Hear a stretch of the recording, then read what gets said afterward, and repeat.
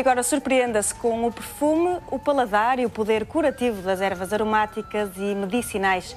Estas plantas de origens tão diversas continuam a atravessar os 4 cantos do mundo graças ao cultivo e exportação.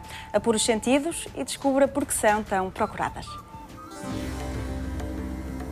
Em Vila Nova de Gaia, depois de mais uma semana de trabalho, começamos o fim de semana rodeados pela panóplia de essências que o Cantinho das Aromáticas oferece a cada visitante. Viemos conhecer a 5ª edição do Sábado Aromático, uma iniciativa do Núcleo do Porto da Quercus. O dia mal começou, mas já promete surpresas saborosas e perfumadas. Eu gosto muito de, quando falo de ervas, de tornar a experiência sensorial. Olha, trago estes molhinhos para as pessoas para passar, para sentir, porque às vezes as pessoas estão habituadas a senti-las secas, não tanto frescas, ou não com esta fragrância tão intensa de um produto de agricultura biológica. Este é um manjericão, que aqui no Porto também conhecemos por alfádega, não é? Ou basílico.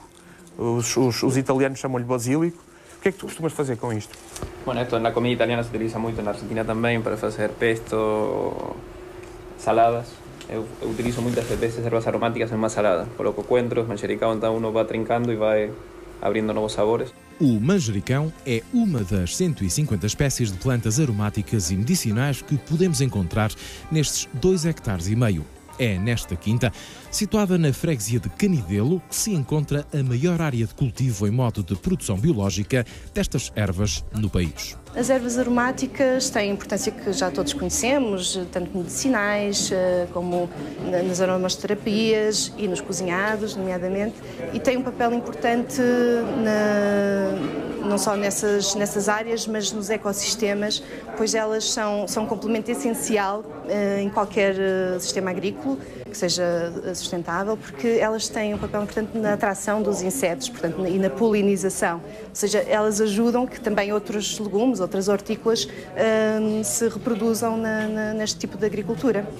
Desde a antiguidade que estas plantas são procuradas pelos cheiros agradáveis, as propriedades medicinais e os sabores intensos. Estas iguarias foram sendo partilhadas pelos povos da América, Índia, México, Egito e Mediterrâneo. Para comprovar que para enriquecer o prato mais simples basta atribuir-lhe a essência apropriada, o Sábado Aromático convidou o Chacal. Lembramos que este chefe argentino, conhecido por ser um alquimista gastronómico, não dispensa a ajuda das ervas aromáticas. Em qualquer cozinhado, há sempre lugar para uma pitada de novos sabores. Quase toda a gente sabe, ou já ouve falar, ou já utiliza estas ervas aromáticas. No entanto, foram-se perdendo algumas. Alguns dos usos também se foram esquecendo e então este evento também serve para relembrar a sua importância, as utilidades das ervas, e também as pessoas apercebem-se que mesmo estando no meio urbano, que no seu próprio quintal podem cultivar estas ervas facilmente. 80% das plantas aromáticas são apanhadas na natureza de forma insustentável. O desaparecimento destas herbáceas resulta na perda de biodiversidade e tem impacto direto no normal funcionamento dos ecossistemas. Primeiro, dizer que é muito fácil. Segundo, nenhuma destas plantas normalmente se adapta no interior. Portanto, esqueçam aqueles que não têm uma varanda ou um pequeno quintal. As plantas não se podem cultivar dentro de casa. Portanto, são plantas que precisam de estar no exterior. Terceiro, eu encontro muitas pessoas que dizem mas eu não tenho dedo verde, não tenho jeito nenhum. O dedo verde, na minha opinião, que sou agricultor já há 8 anos, basicamente é o tempo que nós dispomos para cuidar delas. Portanto, acima de tudo, todas aquelas pessoas que quiserem dedicar-se a estas ou a outras plantas, são pessoas que têm que ter algum tempo disponível para aprender um pouco mais sobre elas. Foi com o fogo que estas plantas de virtudes especiais evoluíram na bacia do Mediterrâneo. São órgãos vegetais adaptados a crescer em ambientes pobres em água e nutrientes. Com os processos evolutivos, aprenderam a desenvolver estratégias de resistência através da produção de óleos essenciais. Mas isso não os protege de todas as ameaças. Perdemos já algumas espécies, há espécies extintas em Portugal. Outras estão a correr para aí a um ritmo grande.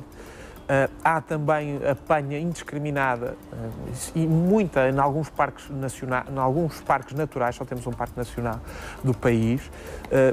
Pouco se sabe sobre as práticas das pessoas que apanham na natureza. Por outro lado, temos o fogo. e as monoculturas e a destruição dos habitats e dos melhores solos do país. Agora que já ficamos a saber um pouco mais sobre as aromáticas, está na altura de experimentar o segredo escondido nestes cheiros requintados. A ideia é, eu vou demonstrar minimamente aqui como se faz e depois vou pedir colaboradores para fazer o almoço. É decir, quem quiser aprender em direto vai aprender. Vou fazer primeiro uma sopa, não sei bem que ervas aromáticas vou utilizar. É decir, vamos vendo. Vou fazer uma sopa de castanhas com aipo. Era bom, não trouxe um passador, era bom ter um passador para passar, para que não fique as texturas das castanhas. Depois vou fazer um chili vegetariano. Vou utilizar pimentos, alho, cebola, cominhos que foram moídos agora na hora. É importante que sejam cominhos, comprar em sementes e depois moer para que abra o sabor. Tomates, pimentão, malaguetas que não são muito picantes. As ervas aromáticas fazem sobressair o sabor dos alimentos. Use folhas frescas em sopas, pratos principais e até em sobremesas e dê largas à imaginação culinária.